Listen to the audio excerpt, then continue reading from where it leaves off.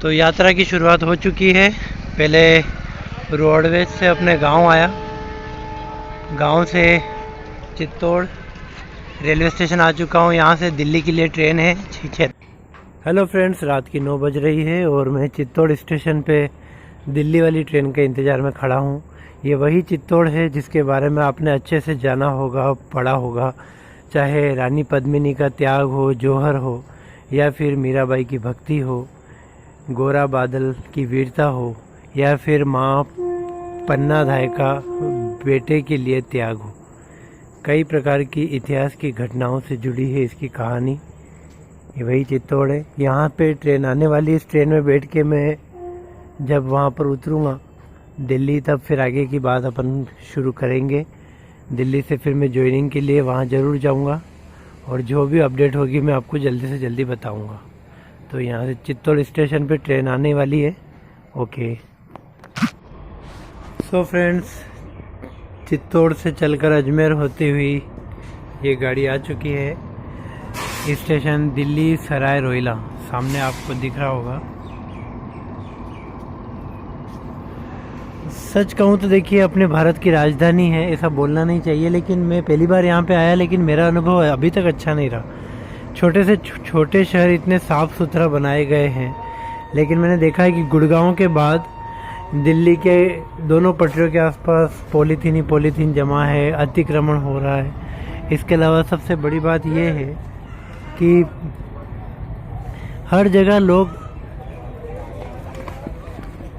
डिब्बा ले लेके बैठे हुए हैं। राजधानी की एक जो इमेज थी वो अभी तक आई नहीं है मेरे मन में।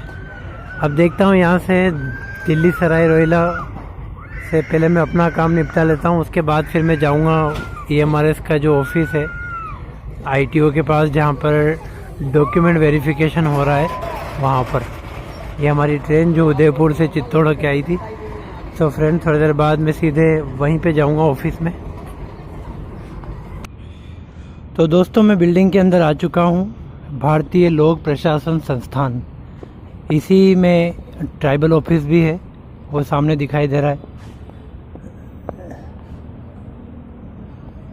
यहाँ पर एक बिल्डिंग बन रही है, अभी शायद निर्माणाधीन, और सामने एक और वो भी बन रही है। और वहाँ सामने जो ऑफिस है वहाँ पर काफ़ी भीड़ लग रही है, शायद डॉक्यूमेंट वेरिफिकेशन के लिए ही है। अब जाके देखते हैं वहाँ क्या हालत है।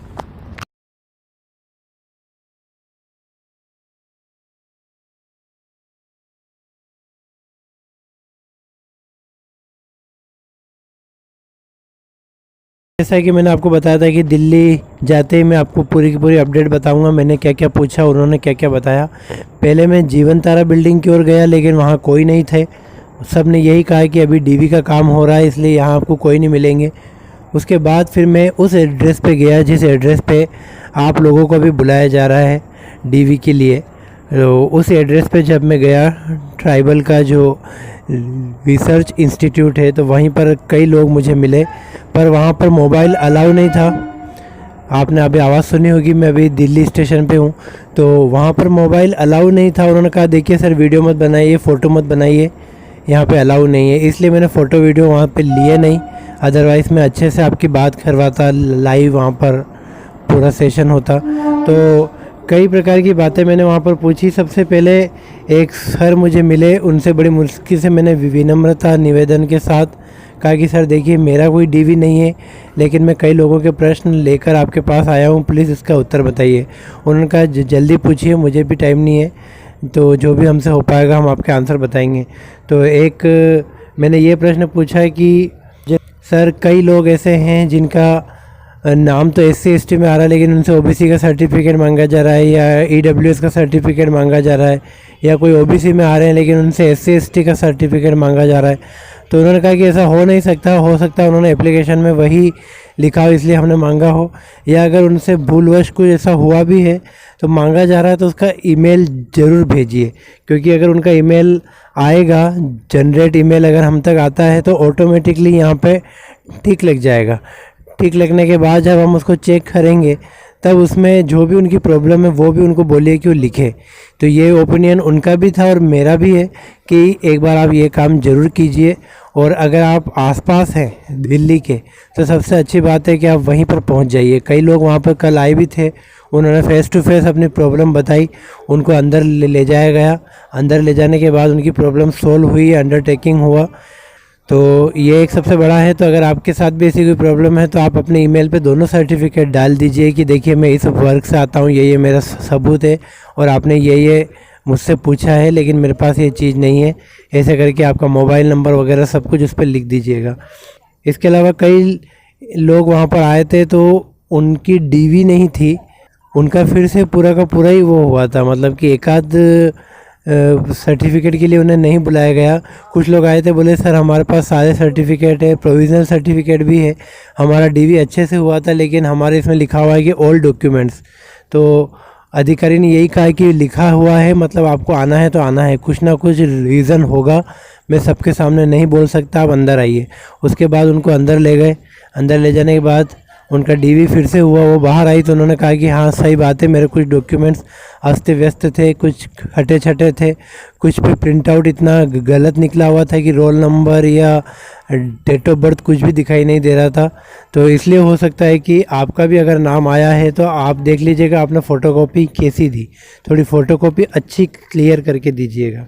इसके अलावा एक ऐसा केस भी था, कई लोगों ने पूछा कि सर हमारा डीवी हुआ था लेकिन हमको कोई भी प्रूफ नहीं मिला और हमारा नाम कहीं से कहीं तक आ नहीं रहा है। तो उन्होंने यही कहा कि 5 लिस्टें अभी तक हमने भेज दी है, 5 लिस्टों में अगर आपका नाम नहीं है इसका मतलब आप सेफ़ है, आपको चिंता करने की कोई ज़रूरत नहीं है। जल्दी हम एक ऐसी लिस्ट भेजने वाले हैं जिसमें सब कुछ क्लियर हो जाएगा।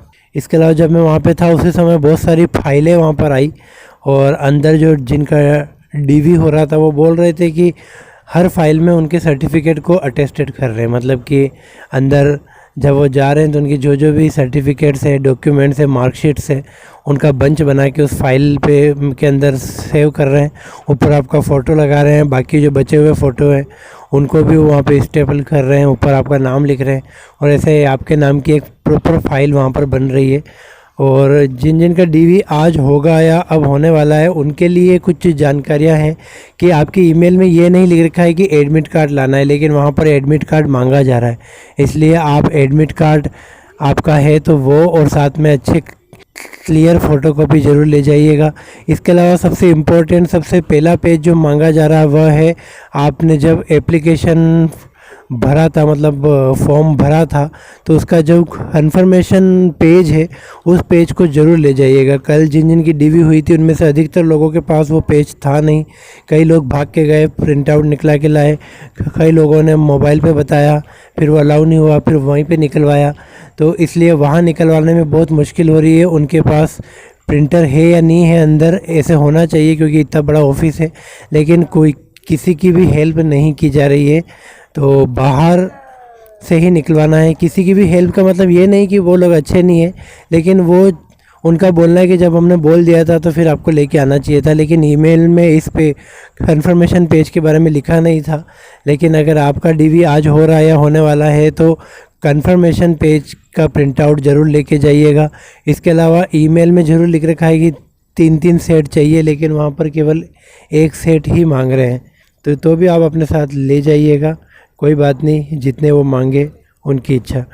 एक प्रॉब्लम और आ रही है कि कल आर्ट वालों के काफ़ी डीवी हुए थे, टीजीटी आर्ट, और उसमें फ़ाइन आर्ट मांगा गया है। जैसे किसी ने ग्रेजुएशन में ड्राइंग पेंटिंग लिखा हुआ है तो उस पर थोड़ा उनको ऑब्जेक्शन है। वो बात अगर आपके साथ भी कुछ हो रही है तो वहाँ पे अच्छे से पहले क्लियर कर लीजिएगा। उससे जुड़े हुए कुछ और डॉक्यूमेंट हो फ़ाइन आर्ट से तो वो भी ले जाइएगा, हो सकता है आपकी बात मान ली जाए। और लास्ट में वो बात मैं करना चाहता हूँ जिसके लिए आप अभी तक वीडियो सुन रहे थे कि ज्वाइनिंग कब होगी। इसका मैंने जैसे उनसे पूछा तो पहली बात तो उन्होंने कहा कि आप क्या कोई ऑथेंटिक पर्सन है जो आपको बताया जाए। फिर मैंने कहा सर मैं यूट्यूब पे वीडियो बनाता हूँ तो मुझे प्लीज़ बता दीजिए। तो बोले अब तो और नहीं बता सकते हम, क्योंकि हम क्या बताएंगे और आप क्या बताओगे, बहुत कुछ अंतर पड़ जाएगा। फिर मैंने फिर से रिक्वेस्ट करी, तब उन्होंने कहा कि ज्वाइनिंग का हम आपको बताते हैं। तो उन्होंने इस स्थिति में बताया जिस स्थिति में मैं आपको फिर से समझाता हूँ।